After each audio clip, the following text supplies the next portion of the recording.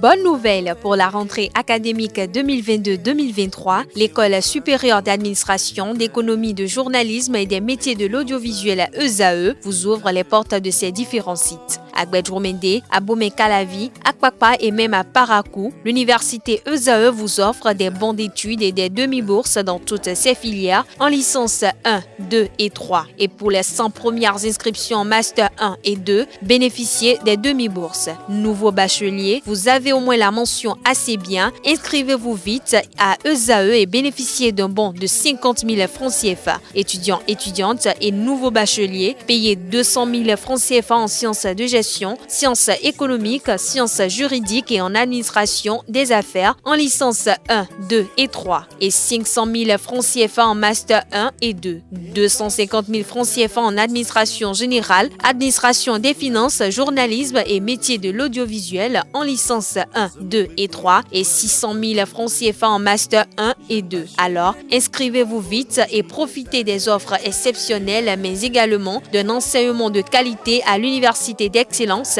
ESAE. Infoline 90 93 65 21 ou le 98 98 14 00. ESAE, l'excellence à un nom.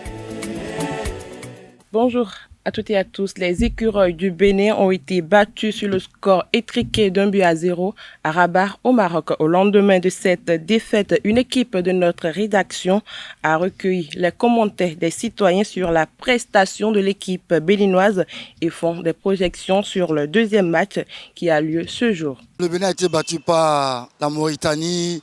Ce n'est pas un souhait. On aurait dû souhaiter que ce soit les guépards ou les écureuils du Bénin qui remportent ce match-là. Mais un match, c'est un match.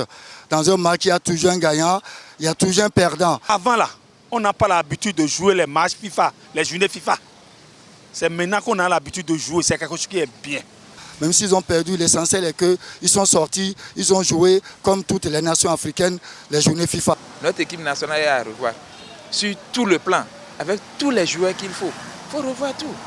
Ce n'est pas possible que les joueurs se moquent du peuple. La fois ils ont été battus. Vous avez vu ce qui s'est passé avec les supporters? Est-ce que c'est ça que vous voulez qu'on ait chaque fois? Non. Qu'on retrouve, qu'on refasse et qu'on fasse tout pour qu'on ait de très bons jeux. On connaît le Bénin en football plus que la Mauritanie. Voilà, la Mauritanie nous a humiliés, nous a battus. 27e minute, relance du portier à la guerre. C'est vrai, Césaillon a joué. Césaillon a 38 ans. Il n'est plus Césaillon d'avant. Il ne peut pas. D'abord, il était sans club, mais il n'a pas encore retrouvé son rythme. Les écureuils ou les guépards d'aujourd'hui, s'ils mettent le paquet, ils peuvent gagner les matchs. On a des bons joueurs, il faut avoir l'espoir, il faut les croire, il faut les soutenir. Il faut que surtout l'équipe renforce l'unité nationale au sein de l'équipe. Le match contre Madagascar, ça ne va pas se ressembler à ces matchs-là. Parce qu'on se connaît. Avec les Malgaches, on peut faire match nul ou par hasard gagner. L'équipe malgache n'est pas une petite équipe. D'abord, les gars sont debout, ils reflètent quand même des joueurs. Avec le Bénin, vu tout ce que nous sommes en train, comment dirais-je, de subir là, ce n'est pas ceux qui battent le Madagascar. Non, arrêtons. Notre football a régressé. Et ça continue de régresser. Moi, je ne sais même pas qu'est-ce qu'ils vont faire. Qu'est-ce qu'ils peuvent faire. L'État doit travailler avec les entraîneurs nationaux. Et ces entraîneurs vont réorganiser la chose à la base. Le football à la base.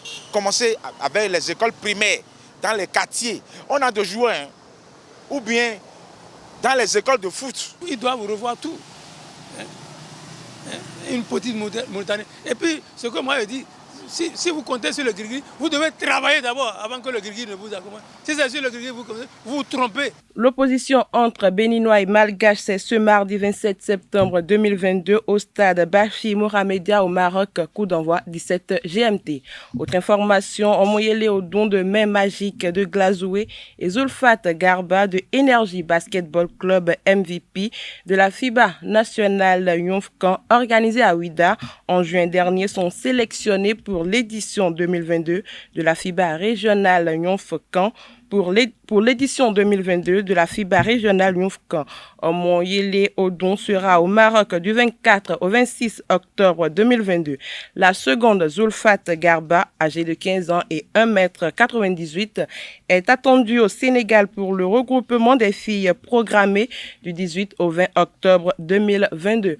La FIBA régionale Yonfkan est une initiative de la FIBA Afrique pour aider les fédérations nationales à détecter les nouveaux talents. Cette année, le programme se déroule dans 3 pays, notamment le Sénégal, le Maroc et le Madagascar.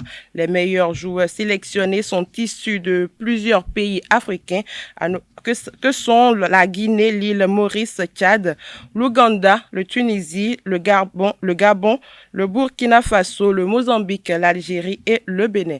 Ces jeunes basketteurs vont reprendre le chemin des parquets pour une nouvelle session d'apprentissage aux côtés d'entraîneurs et experts FIBA.